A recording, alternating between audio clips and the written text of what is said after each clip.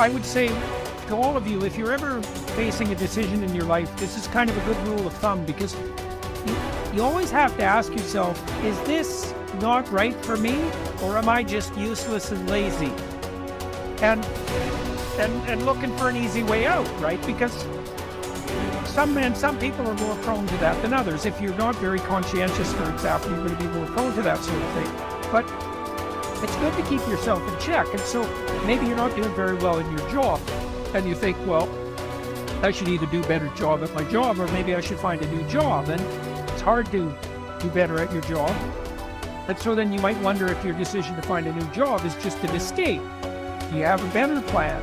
And if the answer is no, well, that's not a very good plan.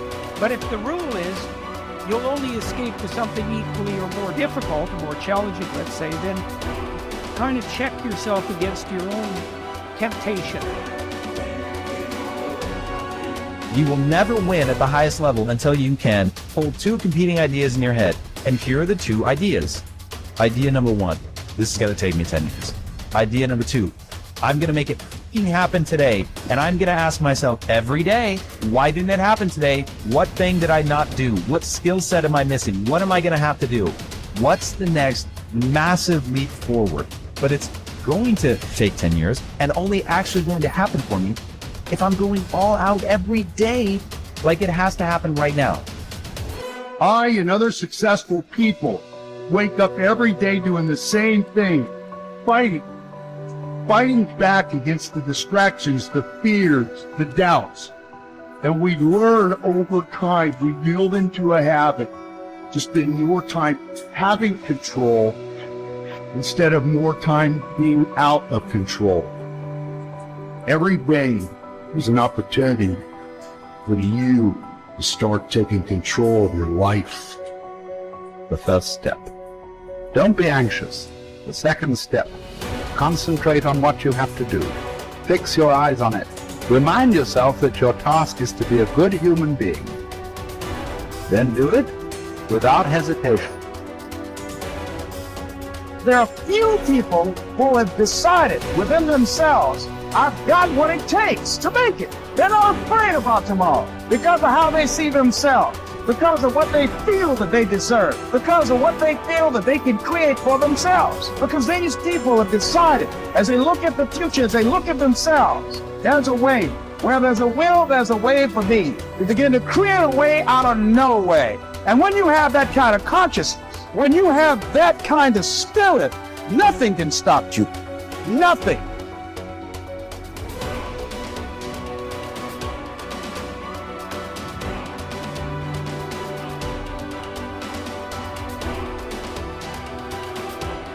At dawn, when you have trouble getting out of bed, tell yourself, I have to go to work as a human being. What do I have to complain of if I'm going to do what I was born for, the things I was brought into the world to do, or is this what I was created for? To huddle under the blankets and stay warm? So you were born to feel nice. Instead of doing things and experiencing them, don't you see the plants, the birds, the ants and spiders and bees going about their individual tasks, putting the world in order as best they can? And you're not willing to do your job as a human being? Why aren't you running to do what your nature demands? You don't love yourself enough, or you'd love your nature too and what it demands of you. Casting aside other things, hold to the precious few. And besides, bear in mind that every man lives only the present, which is an indivisible point, and that all the rest of his life is either past or is uncertain. Brief is man's life, and small the nook of the earth where he lives. Brief, too, is the longest posthumous fame, buoyed only by a succession of poor human beings who will very soon die and who know little of themselves, much less of someone who died long ago. Just that you do the right thing. The rest doesn't matter, cold or warm, tired or well rested, despised or honored, dined or busy with other assignments. Because dying too is one of our assignments in life. So as well, to do what needs doing, look inward. Don't let the true nature of anything elude you. Before long, all existing things will be transformed, to rise like smoke, assuming all things become one, or be dispersed in fragments, to move from one unselfish act to another with God in mind. Only there, delight and stillness. When jarred, unavoidably by circumstances, revert at once to yourself and don't lose the rhythm more than you can help. You'll have a better grasp of the harmony if you keep going back to it. When another blames you or hates you, or people voice similar criticisms, go to their souls, penetrate inside and see what sort of people they are. You will realize that there is no need to be racked with anxiety that they should hold any particular opinion about you. When you wake up in the morning, tell yourself, the people I deal with today will be meddling, ungrateful, arrogant, dishonest, jealous, and surly. They are like this because they can't tell good from evil. But I have seen the beauty of good and the ugliness of evil and have recognized that the wrongdoer has a nature related to my own. Not of the same blood and birth, but the same mind and possessing a share of the divine, and so none of them can hurt me. No one can implicate me in ugliness. Nor can I feel angry at my relative or hate him. We were born to work together like feet, hands, and eyes, like the two rows of teeth, upper and lower. To obstruct each other is unnatural. To feel anger at someone, to turn your back on him, these are unnatural. You want to begin to look out on your life and what you want for you. And I think that when we begin to focus in the area of what does it take for us to act, I think we can say events can inspire us to act, like that particular event in his life. Circumstances. A friend of mine, he wanted to do something and he just did not have the motivation and the drive and the confidence within himself. But his circumstances changed overnight through an acquisition of the company that he worked for. He lost his job. Through the inspiration of desperation, he had to act. See, life also are things that can inspire us to act. See, we don't have the courage, and that's what it takes, courage. It takes guts to do that which you know you need to do. If you don't have the courage to act, life many times will move on you and make you act. Life will whoop your butt so bad. You will be so miserable, you will catch so much hell, you say, yes, I will do it. What do you want me to do? Take me. A friend of mine said, I can't stop smoking. I can't stop smoking. Doctor said, Sam Axelrod, you have emphysema. Sam never picked up another cigarette and said, look at those stupid people smoking. Sam, you did it for 35 years. How can you talk about people? Well, I was different. I'm trying to help them. They don't have to do the same thing I did. But be compassionate, Sam. Isn't it interesting how quickly we forget? So I'm saying that look at something in your life. It might be just writing a letter to somebody to say thank you. It might be just to apologize to somebody. I had a confrontation in the Penobscot building with the security guard there. He responded to me what I perceived as a negative way, and he and I engaged in an argument. I did not like the way I handled that. I avoided going through the front door for a long time because I didn't want to face him. Finally, I decided to act, and I went up to him and said, I want to apologize to you for the way in which I handled this argument we had the other day. I was wrong. I hope you accept my apology. He said, I do. And I said, thank you very much. I felt relieved. Now, when you decide to act, it's not always going to be like that. A friend of mine did some work for me.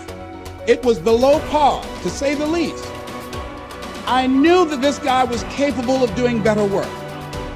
I knew that he also had a fragile ego. So I was trying to think of what is the most sensitive way in which I can share this information with him. Because I wanted him to do my work over. I was going to pay him for what he did, but I needed my work done right. But I was afraid that I would hurt his feelings. I was very, very meticulous in how I approached him. And I said, let me share this with you. You know I care about you, and that you're a very talented and gifted person. And you and I both know that what you have given me is not a true reflection of your talents and abilities. And I'm saying, let's go back in the studio and do this again. And he said to me, I'm going to forget you ever said that. I was wiped out. He never spoke to me again. Now, when you decide to act, you're going to have some people like that. We're no longer friends. I lost sleep over that, ladies and gentlemen. I said, I can't believe that. I remember sitting up one night looking at the phone. I said, I gotta call him. He said, no. And I said, no, forget that. I called, man, look here, we've been knowing each other for too long to allow this to come between us. He said, don't call me anymore, and hung up. And then I wanted to think about what can I do to make it up to him? And then something came to me, Les, what do you have to prove? See, many things we don't do is because of the fact we want people to like us. There's some necessary losses in life. When you decide acting in your best interest, you're going to lose some friends. Everybody's not going to approve of you. There's some people that won't like you. Who do you think you are? You're arrogant. What do you think you can do? You think you can get away with that? You're selfish. Thanks, I got that. It's my life. And so what I'm saying to you is that as you begin to look out on your life, this is challenging. This is not easy acting. So what are the things that we can begin to do to harness our will? Number one, you've got to bring it out and look at it. You've got to take the power out of it. You've got to expose it to the truth. And the truth is that it has no power over you. So write down something you want to act on, but for some reason that you've been holding back, and look at it. The next thing is, ask yourself the question, is it helping you to continue to put it off? If it's an asset for you to continue to procrastinate, then continue to do that. But if it's a liability for you, if it's causing you some mental and some emotional challenges, or perhaps a financial problem, look at that. Examine that for what it is. Next step, ask yourself, what's blocking you? What's preventing you from acting? Why don't you have the courage to handle that? Why won't you face that? What are you running away from? What kind of avoidance behavior are you engaged in? Next is, what is the worst thing that can happen when you take action? So I looked at that and I said, what's the worst thing can happen when I tell him this? He can say, I don't like you. And he did. Now what happened? I experienced that. I looked at that. I saw that. And guess what, ladies and gentlemen? I didn't die. My feelings were hurt a little bit.